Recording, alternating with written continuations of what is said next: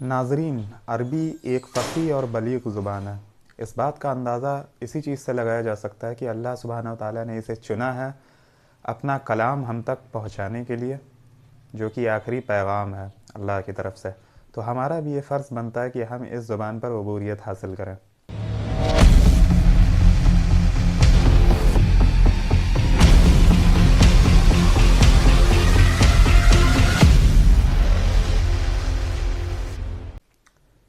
میں سب سے پہلے اللہ سبحانہ و تعالیٰ کا شکر بجا لاتا ہوں، بے پایا درود و سلامتی ہو حضرت محمد مصطفیٰ صلی اللہ علیہ وسلم پر۔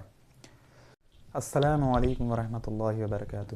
میرا نام ہے ڈاکٹر ثاقب رضا، میں ایک پی جی اسکالر ہوں۔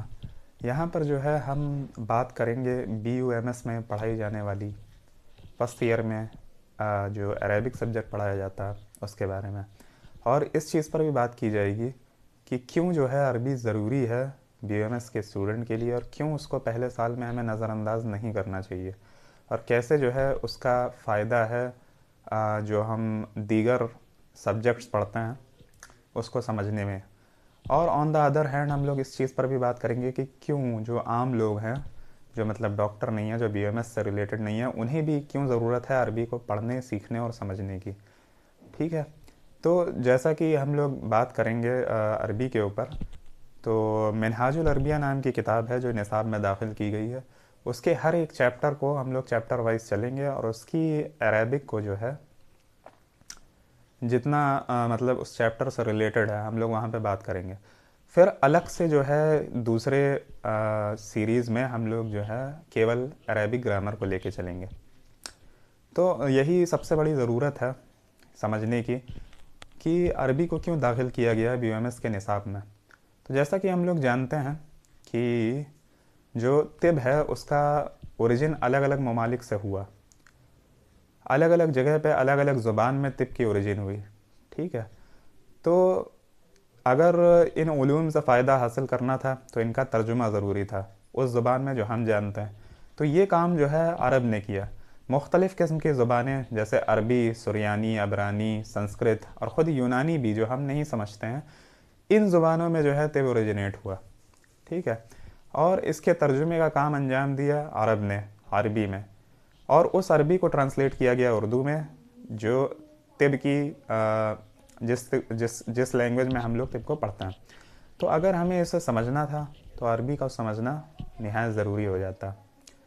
ٹھیک ہے، اب جیسا کہ ہم لوگ جانتے ہیں کہ عرب میں بھی شروعات میں جاہلیت کا ماحول تھا، اور یہ جاہلیت جو ہے نہ کیول عالمی سطح پر تھی بلکہ علومی سطح پر بھی تھی اور سیاسی سطح پر بھی تھی۔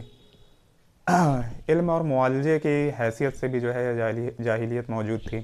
جیسے کہ ہم لوگ جانتے ہیں کہ عرب کے لوگ اس ٹائم پہ کیا کیا کرتے تھے، اگر مان لیجئے کوئی مریض بیمار ہوتا تھا، جیسے اس کو پاگل پن کے دورے پڑ رہے ہیں، تو اس کے جسم پر کیچڑ لگایا جاتا تھا۔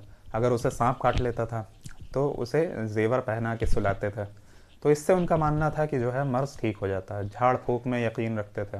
ٹھیک ہے، اس کے بعد جو ہے عرب میں ہدایت کی شمع روشن ہوئی۔ حضرت محمد صلی اللہ تعالیٰ علیہ وسلم آخری پیغمبر کے شکل میں جو ہے عرب پر نازل ہوئے۔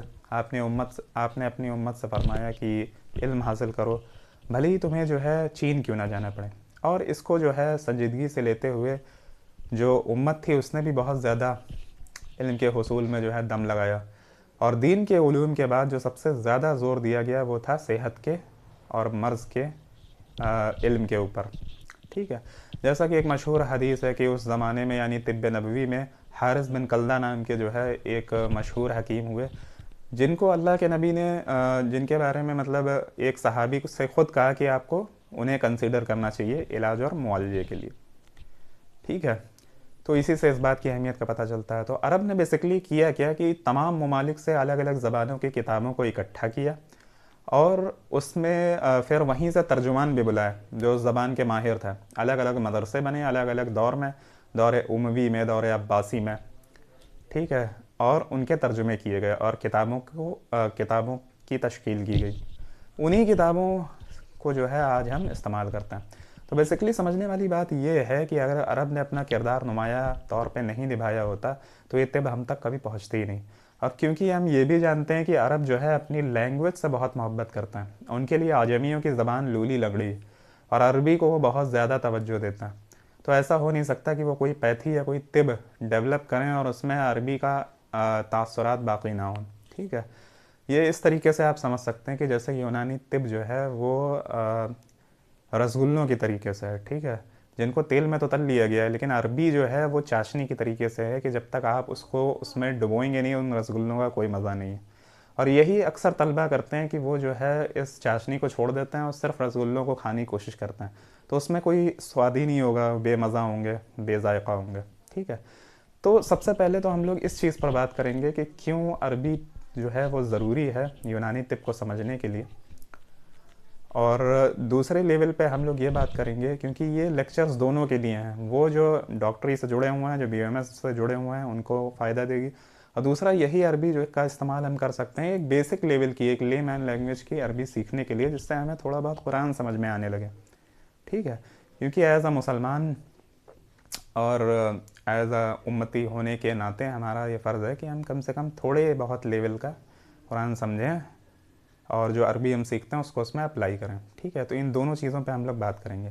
تو سب سے پہلی چیز تو یہی ڈسکس کی جائے گی کہ کیا ضرورت ہے عربی کو شامل کرنے کی طب میں، ہے نا۔ اردو سے بھی تو کام چل ہی سکتا ہے نا، تو عربی پہ کیوں اتنا زور؟ تو یہ ہم لوگ انشاءاللہ اگلی ویڈیو میں اس پر بات کریں گے۔ السلام علیکم ورحمۃ اللہ وبرکاتہ۔